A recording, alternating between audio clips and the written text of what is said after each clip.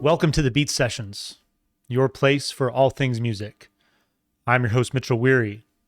Let's talk about this new record from Stereophonics, entitled Make 'Em Laugh, Make 'Em Cry, Make 'Em Wait. They released that on April 25th. This is lucky number 13 for the Welsh Rockers, or maybe not, and their follow-up to 2022's Ucha, which is a record that more than doubles the runtime of this new album and features almost twice as many songs. You have two very different results with these projects, but there is a commonality between the two. There's actually a couple of things that these projects have in common, but we'll get into that here shortly. But both projects began with the band intending to release a compilation record with the addition of a couple of new tracks, which is fairly common practice for that kind of record. An artist might choose to get into the studio and create some new songs, or dig into their archives and release something that they feel finally deserves the light of day. But in both cases, these sessions led to a creative spark that spawned brand new records. And from a fan perspective, there's truly nothing better, especially because it often results in a tour to promote. I remember listening to the first few tracks of Ucha with the intention of reviewing that record, but I'll be honest, I never finished it. I actually listened to the first 4 tracks and thought that they were decent enough, but it wasn't enough to pull me in and get me to commit to the other 11. And I think the first point I want to make is that albums like Ucha are a byproduct of bands coming up in the CD era, when they had the luxury of blowing up the album format simply because a new medium afforded them the physical space to do this. And I think, unfortunately, this has led to so many bloated efforts from countless bands over the decades. And the advent of streaming services certainly has not helped this. You get so many projects nowadays that feel like content dumps. There's just so much rubbish to sort through. And I'm a firm believer that if an artist or a band chooses to go beyond that traditional 40 to 45 minutes, they better make damn sure that they're creating something captivating. And there were many people, myself included, that when Ucha dropped, that just felt Stereophonics failed to do that with that record. So the runtime of Make 'Em Laugh, Make 'Em Cry, Make 'Em Wait sure made the idea of diving into this record more attractive.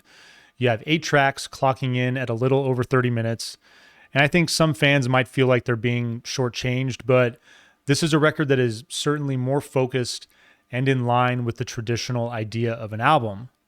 It's just too bad that the band wasn't focused on creating something outside of their comfort zone that they've honestly been dwelling in for the better part of 3 decades. I'd say about 25 years now. And there's a much bigger problem that I feel has limited this band from reaching top tier status. And I feel like it's also limited their success to the devotion of diehard fans. These guys ripped it up in the late 90s with what I would argue is one of the best hard-edged alternative sounds out there. And while I know Kelly Jones's vocals are polarizing, I think that for the most part, they worked well with the style of albums like Word Gets Around and Performance and Cocktails. And then there's also moments where they throw down a little bit of balladry. I think a song like Traffic is a perfect example that in the mix of all that heavier alternative music carried more weight. It had more of an impact. Then there's the prolific output of this band, which felt very promising with the quality of those first 2 records, but just fell off completely after that. I think all of us in life can feel when we hit a hot streak, and it's important to ride those waves, but it's equally as important to acknowledge when they crash. There are very few artists that can write and release superb records every other year, and I think Kelly Jones just is not one of those people, even though he's insisted on maintaining this approach for almost 30 years now. I look at a record like Graffiti on the Train. I think it's arguably one of the better Stereophonics albums, and I think a big part of that is that it took extra time to make that record, and I think that had a positive impact on it. And all of these things come as a byproduct of not being adventurous with their sound the way that truly legendary bands coming out of the 90s were. And I think that when they try to be adventurous, they're also late to the party. Their 2005 record, Language, Sex, Violence, Other, is a great example. I think that was an attempt, to get back to their roots, but it just felt like they were mimicking the post-punk and new wave sounds of other successful British and American bands at the time. Make 'Em Laugh, Make 'Em Cry, Make 'Em Wait is a record that is guilty of all of these things that I just mentioned. It's a band sitting in its comfort zone, making easily accessible, radio-friendly pop while tapping into the musical stylings of a moment that is gone, and all while failing to demonstrate any real artistic growth. I think the title of the record is almost comical, alluding to what fans of their early work have been doing for years, frankly, and that's if they're even still around. Laughing, crying, and waiting for this band to finally create something again that's compelling. All of the 8 tracks that comprise this record explore breezy, upbeat, anthemic territory, which I think is consistent with their style in the last decade or so. These are songs that are easy to listen to and pleasant, but they're also forgettable. And I think that it sounds like Kelly Jones was listening to a lot of Train when he wrote all these songs. And I think that's hilarious because when you consider he looks like Pat Monahan's British doppelganger, it's just hard to not see it. And there's a good reason why bands like the Train and The Fray and Matchbox 20 have all been relegated to the speakers that rest sadly inside of doctors' offices and grocery store aisles. It's music that I would argue is just there to help pass the time without any real purpose of engaging its listener, all while we're grinding out life's monotonous chores. And I think that the sonic goal of Make 'Em Laugh, Make 'Em Cry, Make 'Em Wait seems to be an attempt to breathe new life into a pocket of music that had very little life in the first place. I'm going to give the band kudos for the quality of their live shows and for continuing to pack venues after all of these years. But I'm also willing to bet that those crowds include very few fans that are new to that base. And personally, I don't think it's worth the ticket price or worth sitting through all of the fluff with the hope that they might play some of the tracks that put them on the map. And some of you might be saying, well, you sound like you're stuck in the past. And I would certainly agree. I am with those first 2 records, but I think that this band also is as well. I grew up in the 90s, and the mood often strikes me to dip into that bygone era, but I feel I'm at the point where I already have my long-established go-tos with the stylings of this new project. Records like August and Everything After from Counting Crows, Throwing Copper from Live, and New Miserable Experience from the Gin Blossoms, just to name a few. And I think these records and many others like them still play very well to this day. They sound contemporary. They still sound fresh and invigorating in a lot of ways. And plus, I think putting a 30-minute record on 4 7-inches like all the tracks are worthy of being singles is rather obnoxious and self-indulgent.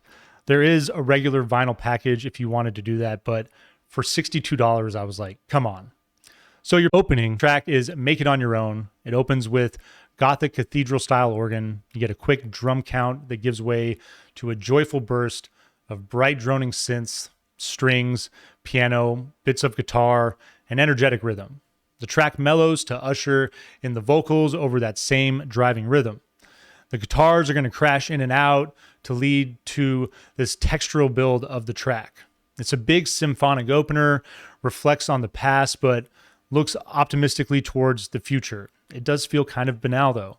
The guitar solo briefly takes hold around the 3-minute and 30-second mark and transitions straight back into the big feel of the track to go to coda. The outro drops everything except piano, vocal, and strings, and this thing finishes. It's not a bad song, but it's maybe the best moment on there.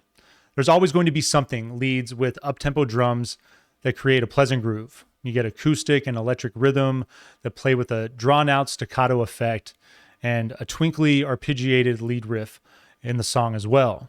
That lead riff drops to focus on the vocal, but quickly builds back in to drive this song. The bass finds a decent groove with the vocal hook and chorus, which I'm honestly not a fan of. Kelly's voice sounds strained and desperate to find any melody on this track. It's pretty rough. The second verse has a similar feel, building back into the chorus. The guitar solo is more of a bridge with its simplicity at around the 2 minute and 30-second mark, building to a big melodic coda. The big lyrical hook is, there's always going to be something, so what's it going to be today? And that closes this thing out and leaves me feeling like whatever it's going to be today, I really hope it just doesn't involve this song. I really felt like after the strength of the first, this was kind of a weak moment to follow up with. Your third track is Seems Like You Don't Know Me. It switches it up a bit with a brief synth fade into electronic percussion. You get synths that continue to build and swell with just a tiny bit of guitar on this track. It's got an airy, pop-driven post-punk feel. Subtle guitar riff creeps in after the first verse. All of the instrumentation remains minimal on a foundation of big synths. Chorus works in more texture with big, breezy acoustic guitar that takes the reins for a bit of solo work on the track. It's got this complementary piano that joins in to build to its end, and it's a bit better than the previous track, I would say. Your fourth song is Colors of October. You get this melancholy arpeggiated riff to open with a big doo-wop feel and a minimal organ element that works in to open up the vocal. It works back in along with the somber strings and piano that highlight this track to give it more of a pleasant orchestral feel. And then Kelly delivers a raspy vocal that complements the mood, but I still think that on this particular record with this style, his voice and its quality just isn't that great. Your fifth song, Eyes Too Big for My Belly, shifts the mood for the B-side with this bluesy electric guitar that slides in with big fuzzy tone. The vocal hits with attitude and matching fuzz for the intro. Drums and other guitar are going to create this funky groove that really just kind of sounds like a Black Keys ripoff, if I can be completely honest. The track is heavy, but it demonstrates a little bit of restraint. The bridge features a simple guitar and strings that play in, leading into a playful portion of the song where the drums take the lead. Strings are more prominent as the track closes with the energy that it starts with. And seeing as how I feel like it is kind of a Black Keys ripoff, it's still not a bad sounding track. Your sixth track is Mary is a Singer, has a hi-hat count off that leads in with a bit of alt country. You get this bright harmonica at its center, rolling bass line, and gentle groove. It opens with the lines, Mary is a singer. She plays in a band. People watch her sing. Really, I would have never guessed. The vocal is going to take center over the rhythm in the verse. You get this soulful sounding organ that plays in to build towards that chorus. Music swells around the hook and then subsides to enter for the second verse. You get a guitar solo at about the 1 and 45-second mark with that big harmonica. And then this thing shifts into your penultimate track, which is entitled Backroom Boys. Your seventh song, it's going to slowly fade in on this twinkly new wave style guitar riff and electronic percussion. You get bright piano and breezy acoustic rhythm that join along to open this thing. And then the verse takes a shift towards an alternative country feel. I dig the dynamic at work here with this kind of aged heartland style of rock. The chorus is going to pick up a bit, but stays consistent with the big feel of the verses. You get a bridge that briefly features the intro melodies to lead into the coda. But this song is another example of a style that has been done by superior artists. I think if I wanted to listen to a track like this one, I would just throw on Ryan Adams. And I feel the same way about your final track, number 8, which is Feeling a Falling We Crave. It's going to open with soothing acoustic guitar, organ, and slide elements that work in, along with loosely brushed percussion that allows the track to remain formless. The drums are going to roll, and they hit to give the track a little bit of life, a little bit of rhythm, and some structure. The drums get really fun, I will admit, on this track as it progresses and into more of this really nice, pleasant country feel. Song, it's going to shift back and forth between the use of rhythm, and it closes out pretty much kind of feeling the same way that it opened up with. I got to admit, this record, I went into it feeling optimistic, and I don't really know why, given the track record that we've seen with this band for the last 2 decades, it seems like. I will compliment them for trying to branch out a little bit, and they definitely have done a lot of different stuff since they hit the scene in the late 90s there. But ultimately, this album just feels like a failure to give fresh life to sounds that in a lot of ways just sound so recycled.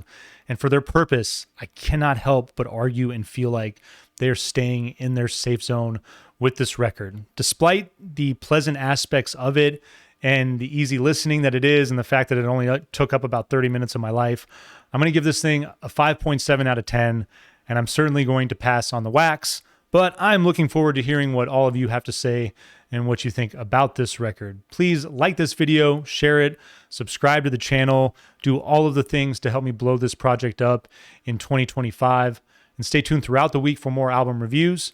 We will see you next time on the Beat Sessions.